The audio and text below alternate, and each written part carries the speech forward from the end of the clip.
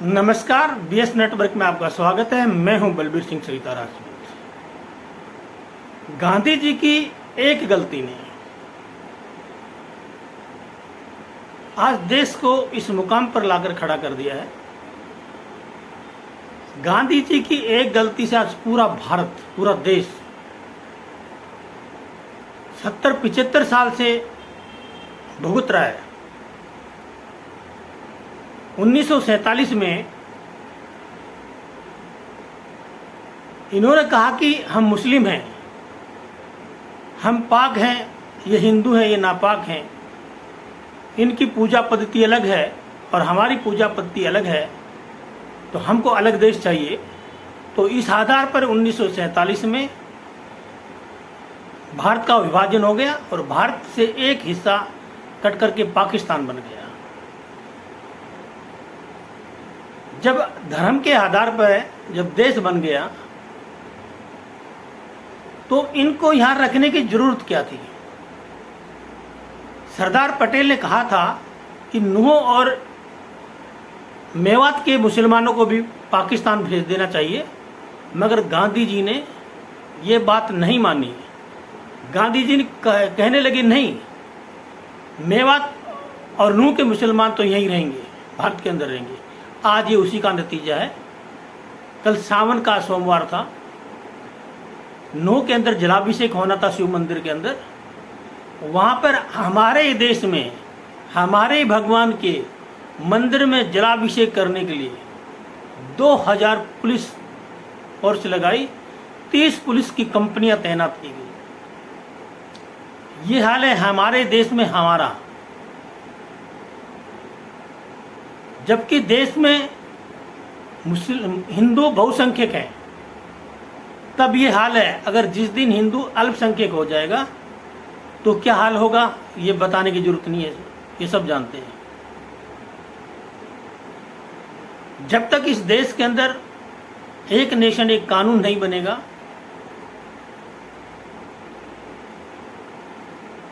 Judiciary chartered नहीं बनेगा, police chartered नहीं बनेगा, one nation one family code नहीं बनेगा, यूनिफॉर्म सिटीजनशिप कोड नहीं बनेगा,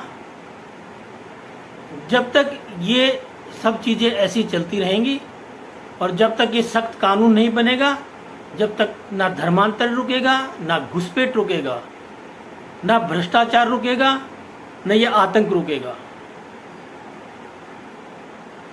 एक भी ऐसा मुसलमानों का कोई त्यौहार नहीं है जिसके अंदर इस प्रकार का हंगामा हिंदू करता हो। मगर हिंदुओं के हर त्योहार पे, हर साल हिंदुओं के आने वाले त्योहार पे, कावड़ यात्रा के ऊपर, जलाभिषेक के ऊपर, धार्मिक यात्राओं के ऊपर हर बार इस प्रकार का हंगामा होता है। पत्थर बरसाए जाते हैं, गोलियां चलाई जाती हैं। क्यों भाई? हमारे देश में अगर हम सुरक्षित नहीं है तो फिर कौन होगा?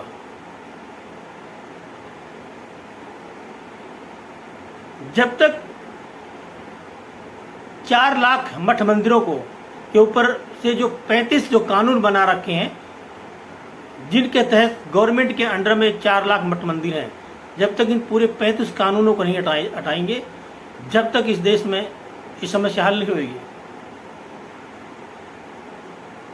जब तक मदरसों पे में पढ़ाई जाने वाली किताबों पर अंकुश नहीं होगा, उनका ऑडिट नहीं होगा, उन पर रोकथाम नहीं होगी, तब तक ये चीज़ें खत्म नहीं होंगी। जब तक अंग्रेजी किताबें पढ़ाई जाएंगी हिंदुस्तान के स्कूलों में, तब तक ये चीज़ें खत्म नहीं होंगी। जब तक मदरसे खत्म नहीं किए जाएंगे, जब तक कॉन्वेंट स्कूल खत्म नहीं किए जाएंगे, तब तक ये चीज रुकने वाली है नहीं। सरकारें आएंगी, सरकारें जाएंगी। हर सरकार वोट और नोट के लिए आती है। सरकार कोई भी नेता हो, सिर्फ 2 चीज के लिए इलेक्शन लड़ता है, एक वोट के लिए और एक नोट के लिए। तीसरा कोई कारण नहीं है। गरीब मरे, अमीर मरे, कोई मरे, इनको इन चीज से कोई लेना देना नहीं है। इनको तुष्टीकरण की राजनीति करनी है, वोट हासिल करना है, वोट पाके सत्ता में आके फिर नोट हासिल करना है। हर नेता का एक ही काम है, हर राजनीतिक पार्टी का एक ही काम है। क्यों नहीं सरकार वन नेशन एक कानून लागू करे? क्यों नहीं सरकार वन नेशन वन एजुकेशन लागू करे? क्यों नहीं करती? क्यों नहीं सरकार जुडिशरी को सुधारने का काम करती है, नया कानून लाती है? क्यों नहीं अंग्रेजों के सारे कानून खत्म करके एक ही अमेरिका की तरफ पे एक ही पेनल कोड बनाया जाए, जिसमें सभी अपराधों पर एक ही पेनल कोड बने, ताकि एक ही कानून के अंदर सब सारे चैप्टर उसमें जोड़ दिए जाएं। क्यों इतनी मोटी मोटी 3-4 पुस्तकें बना रखी हैं? 1860 का आईपीसी कोड तो किसी काम का नहीं है।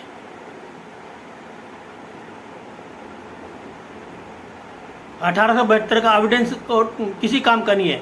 1862 का पुलिस एक्ट किसी भी काम का नहीं है, सब बेकार है।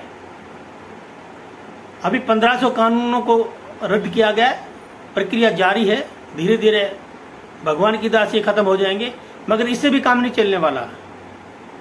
पूरे कानूनों को खत्म करके एक ही आईपीसी कोड बनाना पड़ेगा, एक ही दंड संहिता, वन नेशन वन दंड संहिता बनाना पड़ेगा भारत के अंदर। जब तक ये चीज नहीं पड़ेगी, जब तक इन चीजों पर अंकुश नहीं लगेगा, जब तक पूरी तरह से देश से, मदरसे और कॉन्वेंट स्कूल खत्म नहीं किए जाएंगे,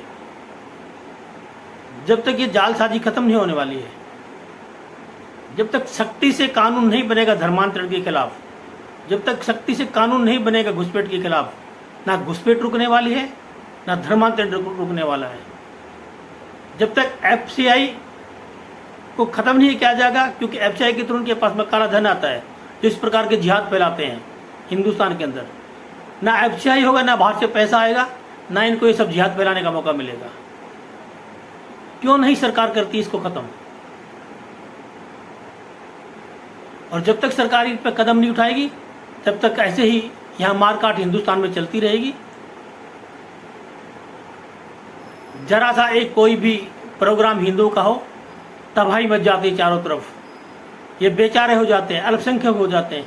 क्यों नहीं प्रॉपर्टी को आधार से लिंक करते हैं? इन लोगों के पास गरीब बने हुए, इन लोगों के पास दुनिया भर की प्रॉपर्टियां हैं, बेनामी संपत्तियां हैं।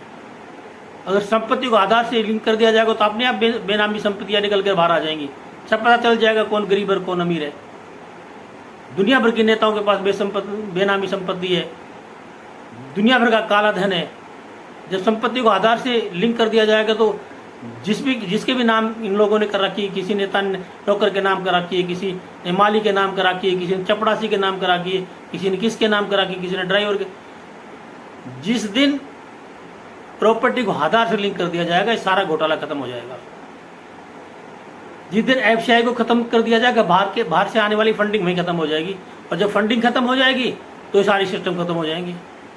100 रुपये से ऊपर का नोट खत्म कर दिया जाएगा, सारा भ्रष्टाचार खत्म हो जाएगा, सारी घुसपैठ खत्म हो जाएगी, सारा धर्मांतरण का काम खत्म हो जाएगा। जो भी आदमी, जो भी व्यक्ति धार्मिक आधार पर भाषणबाजी करता, बयानबाजी करता, उसकी नागरिकता खत्म होनी चाहिए।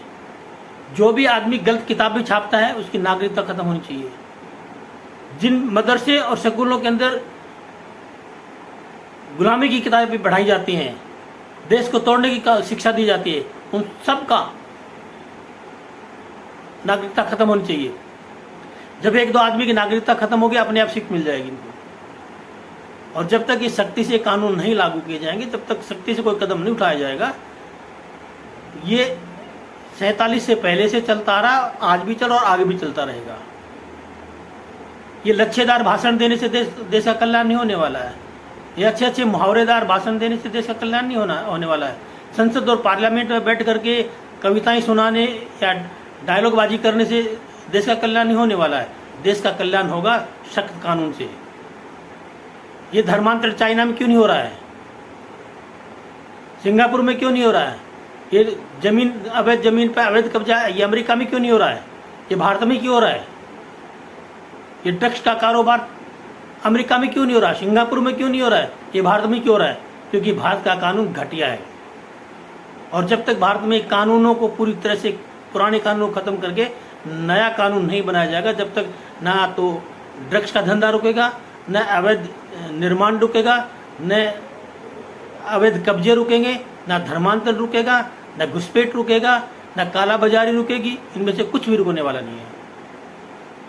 जो भी सरकार आती है लच्छेदार भाषण देती है, नूरा कुश्ती करती है, एक दूसरे पे कमी बेसी निकालती है, नोट बटोरती है और वोट बटोरती है और चलती बनती है।